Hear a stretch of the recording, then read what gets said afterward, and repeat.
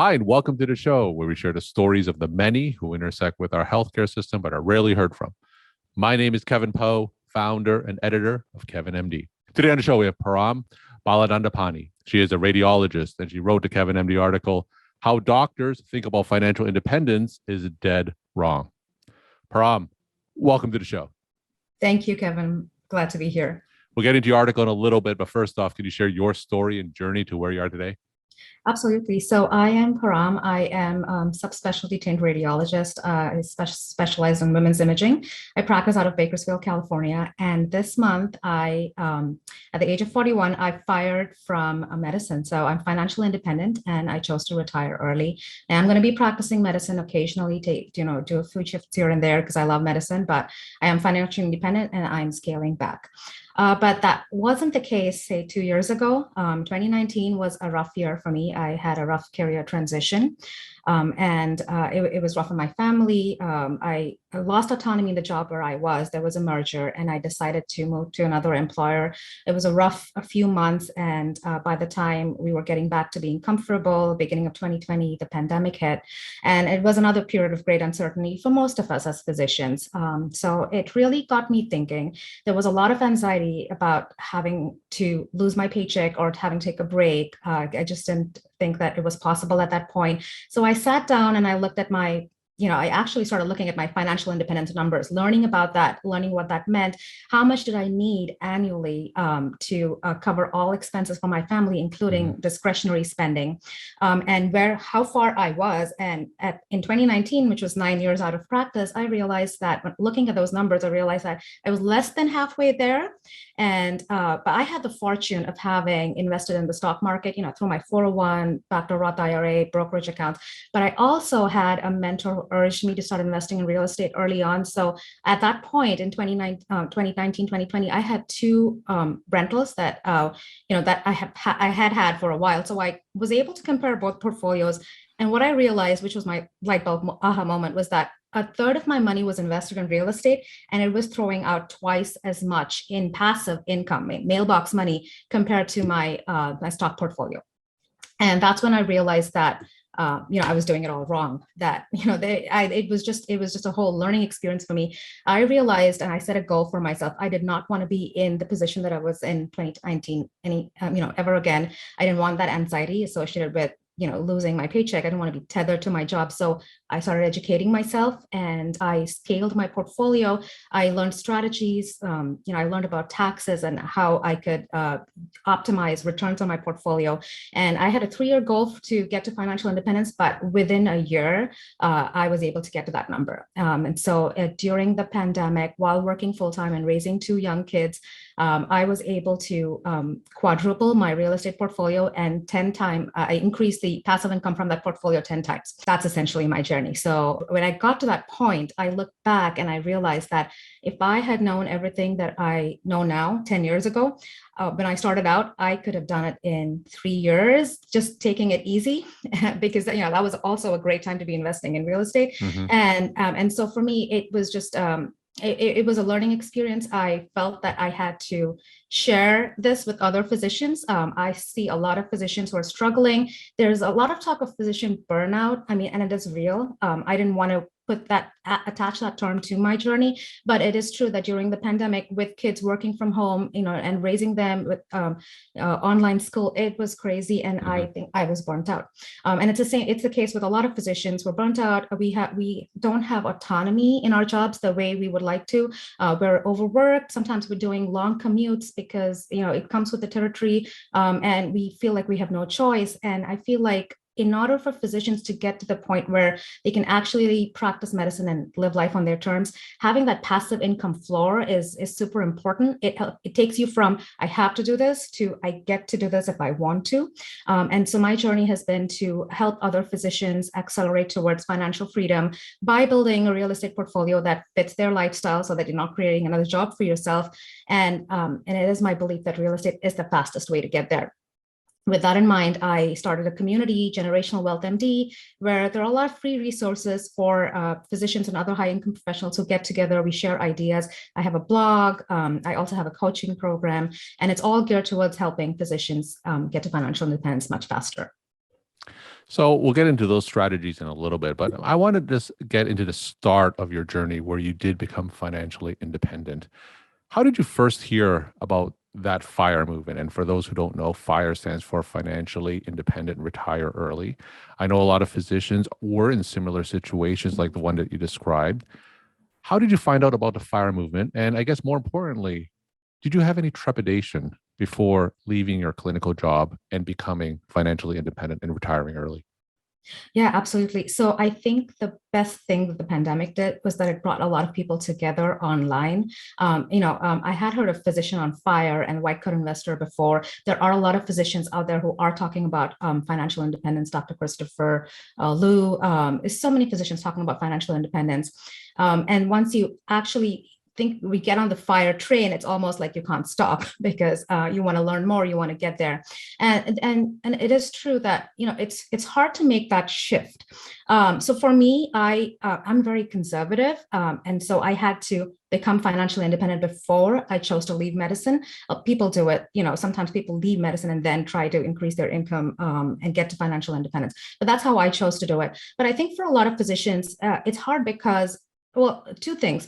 First, you're taught that the way you do it, the way to make it is to work hard and save more. And that's how you get to financial independence. And I think that's completely wrong because you can't earn or save your way to financial freedom. I know that because there was a time when I had $500,000 in my bank account, and I'm ashamed to say this, but that would only give me 5 years of freedom because if you're spending $100,000 annually to meet your family's expenses, that's only 5 years. So you can't save or earn your way to financially freedom. The thing you need to do is to work smarter. You need to be investing wisely, and you need to be asset allocation is the most important thing. You need to be absolutely sure you know where your money is and what the returns are. And you need to know how fast that's getting you to where you need to go. So I feel like that's one thing that most physicians don't really get, because a lot of times they're taking extra shifts and they're living on a shoestring budget and they feel like that's how they get to where they need to go. But it's all about asset allocation. That is going to be your biggest determinant in the long haul.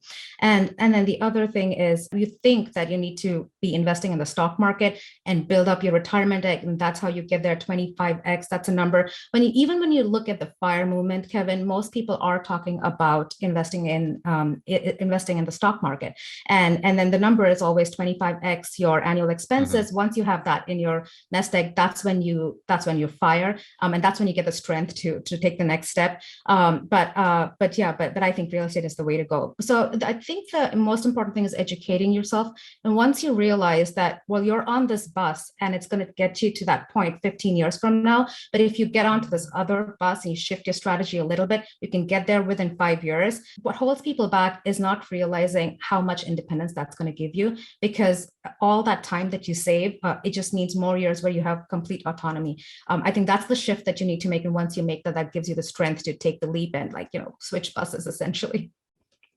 All right, let's transition into the Kevin MD article that you wrote. It's titled, How Doctors Think About Financial Independence is Dead Wrong.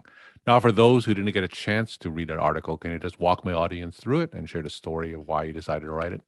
As I mentioned, the first thing that physicians get wrong is that they think they need to earn more and then they need to save more to be able to get to financial independence quicker. But that's not true. You need to be investing wisely. You need to be working smarter. And I think asset allocation is big. And that brings us to stock market versus real estate. And I chose to focus on that because most of us traditionally, and the chances are most of the people listening to this podcast are essentially 100% invested in stocks and bonds, and because that's the way they think they need to get to financial independence. And I wanted to take a moment to explain what that means during the growth phase, the point where you're actually feeding that bucket, that retirement nest egg, and in retirement, because it's very different between stocks and real estate. And I thought that sharing that would help people look at things differently. So let's start off with the stock bucket. So if you consider it to be a bucket and you're pouring money into it, we know that traditionally the stock market gives out 10% in returns annually. That's an average, over multiple years. So you have that bucket and you're feeding it with 10% during growth, right? During the growth phase, when you're growing that retirement nest egg. But in withdrawal, when you're actually taking money out of it to meet your expenses, so say you are taking out $100,000, your portfolio needs to be spitting out $100,000 every year and continue to grow during retirement for you to be able to withdraw it and live off of it for that bucket to last you 30 to 50 years, which is what you needed to do. What happens in retirement, though, is that for you to have a safe portfolio, you're going to shift into a less aggressive portfolio. So which is essentially going to be maybe 50% stocks and 50% bonds, or 60-40 is going to be your split. And so what happens to the growth of that portfolio once you factor inflation in is that it's only growing at 4%. So you can only withdraw 4% from that bucket. What that translates to is that in order to take out $100,000 from that annually, you need $2.5 million. Right? So that's where that 25x number comes from. That's your stock bucket during growth and in retirement. Now, moving on to the real estate bucket, it's very, very different. So the real estate bucket is also being fed by, say, cash flow, which is the money that it spits out every month just from cash flow if it's a rental portfolio. And that's close to 10%. So now you're looking at it and you're saying, well, it's 10% cash flow, which is similar to your 10% in stocks. How is it really different? And the difference is that it took me a while to realize this, which is why I didn't actually scale my portfolio the first few years I was investing, is that apart from the 10% cash flow that's flowing into that bucket, you also have property appreciation that happens, which is at 3% annually. But because you're leveraged in your property, oftentimes when you have a mortgage on it, that when you put the leverage multiplier into the equation, it translates to, say, 12%. If you have 25% equity in your property, you're actually getting a return that's 12%. So now that 12% is feeding into that bucket. And then you have 6% coming in from your renter paying down your debt, which is also increasing your equity in the property. So you have those three taps feeding that one bucket during growth. So it grows much faster. And if you are using advanced tax strategies to shelter your clinical income, which you can do with real estate, you can't really do that with the stock market. You have another tap that's feeding into that bucket, which is those post-tax dollars that you're saving because you're investing in real estate. So your buckets, so whatever's in there is growing much faster. And let's talk about retirement. So what happens in retirement is that all those taps, all of that is still feeding that bucket, which means if you want to take $100,000 out of that bucket, you need significantly less money, less money in there to be able to start withdrawing from it and safely and have it last, your entire lifetime. So while you may need $2.5 million with stocks to get that $100,000 of annual income, to be able to withdraw that with real estate, depending on your strategies, that could be anywhere from $1 million to significantly less if you're optimizing things to $300,000 to $1 million is all you need in there for it to continue to spit out that money for you, which is why you get to financial freedom that much faster with real estate. One other point I made in the Kevin MD article was sequence of return risk. And what that essentially means is that with a stock portfolio, if you decide to retire, and which I think is what happened to a lot of people during the 2008 crash, in the first few years of retirement, if you see a bear market and your portfolio value drops significantly, that portfolio it's not going to last you 30 or 40 years as you expected. It's going to go down by, say, 10 to 15 years. So it's going to last you significantly less time, which is another thing to consider, which is why real estate is just it's just more resilient. And I think even if you are invested in the stock market, it's great to be diversified and have that balance over there. And that's what my article is essentially about. Work smarter and invest in real estate because it's going to get you there that much faster.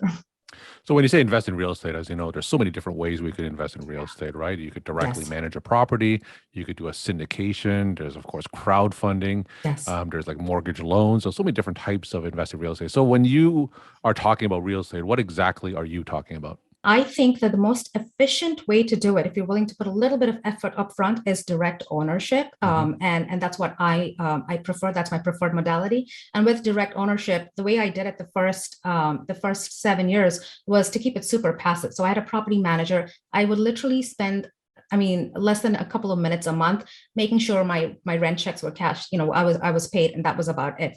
So you can keep it super passive, or if you want higher returns, and you want to scale rapidly, you could do it more actively. Now I'm doing short-term rentals because there are a lot of tax strategy options in there, and you just scale rapidly. You can pull out all your money, and you can continue to grow. I'm also doing PERS, which is like rehab, renovation, and then you pull out your money. All of those things optimize returns significantly. You can be super active, and that can help you save a lot in taxes, hundreds of thousands of dollars for physicians. Or you can choose to keep it passive and have a steady income coming, which is still 3 times what you would be getting from your stock portfolio. So I'm an advocate for picking what fits your lifestyle, and you can always transition, which is what I love about it. So I choose to be active right now because I want to, shelter my clinical income from taxes. I want to grow rapidly, but in a few years, if I choose to scale back, I could just shift that into passive mode and go back to what I was doing, and I'd be completely happy.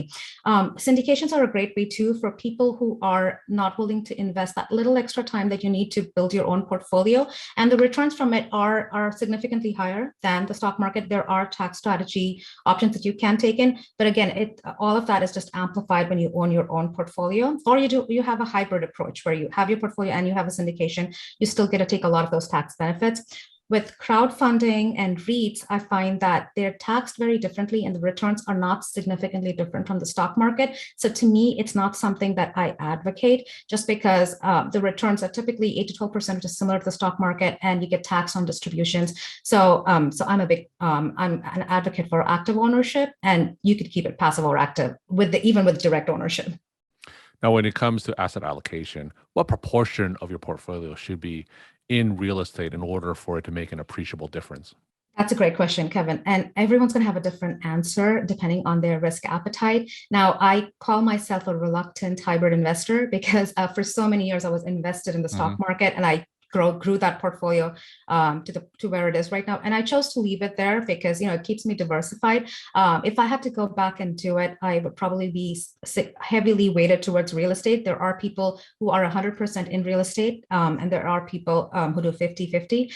I think it would depend on what your goals are and what your risk appetite is. It's going to be different for everyone, but I would say at least start it and see where in a few years, when you see what that portfolio is actually turning out, you will be able to at that point titrate and find a fit that matches your risk appetite and your goals. We're talking to Param Baladandapani. She is a radiologist, and she wrote to Kevin MD article, How Doctors Think About Financial Independence is Dead Wrong.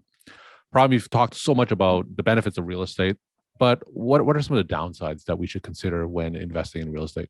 Like anything, even with the stock market, you need to know what you're doing and you need to do it right. I think it's really important to know how to run your numbers because I was fortunate. I had guidance, and I sometimes I think I was lucky. I did everything right. I ended up in a landlord-friendly state. I picked properties that were at the right price to rent ratio, and everything worked out well. But I have seen people who've been burnt because they didn't know how to run the numbers, and they actually had a property that they're pouring money into. So know how to run your numbers. Know how to pick your assets based on your risk appetite. Some real estate has sometimes it's higher reward, higher return, but I tend to be more conservative, and I like slightly lower returns for less risk.